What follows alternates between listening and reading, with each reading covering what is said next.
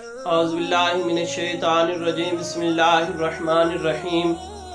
الحمدللہ ثم الحمدللہ۔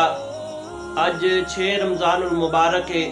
اور 6واں روزہ خیر و عافیت دے نال اپنی منزل مقصود تے پہنچیا، اور اج الحمدللہ نماز تراویح دے اندر اسی 7ویں پارے دے ابتدا تو لے کے 8ویں پارے دے پہلے پائیا تک پڑھاں گے انشاءاللہ اللہ تبارک و تعالی دے فضل و کرم دے نال۔ اور رمضان المبارک دے حوالے دے نال میرے کریم لجپال آقا صلی اللہ علیہ وآلہ وسلم نے ارشاد فرمایا کہ رمضان المبارک دے اندر اپنے گھر والیاں دے واسطے اپنا دسترخوان وسیع کر دیو، اپنے گھر والیاں دے اتے رمضان المبارک دے اندر زیادہ خرچ کریا کرو، کیونکہ یہ تہاڈا جڑا زیادہ خرچ کرنا ہے یہ تہاڈے واسطے اس طرح ہے کہ جس طرح تسی اللہ تبارک و تعالی دے رستے دے اتے خرچ کر رہے ہو، اس دا اجر و ثواب اللہ تبارک و تعالی دی ذات تانوں زیادہ عطا فرمائے گی۔ اور پھر فرمایا کہ جو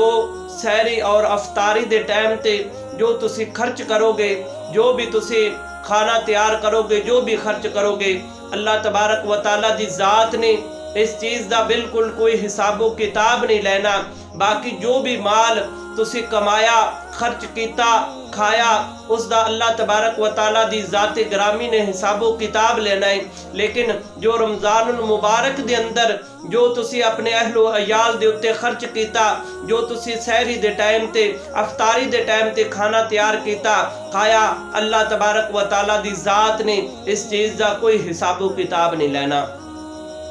اور دوسری حدیث مبارکہ دے اندر میرے کریم لجپال آقا صلی اللہ علیہ وآلہ وسلم نے ارشاد فرمایا کہ رمضان دا جو روزہ ہے وہ جہنم دے آگے اس طرح ڈھال ہے، اور پھر فرمایا کہ اگر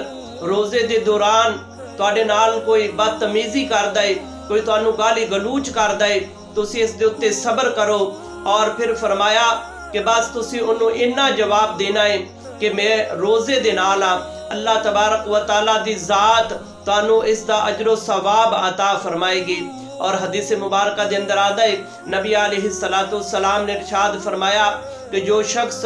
روزے دی حالت دے اندر فوت ہو جاندا ہے، اللہ تبارک و تعالی دی ذات اس انسان نو قیامت تکرا روزے دا ثواب عطا فرمائے گی۔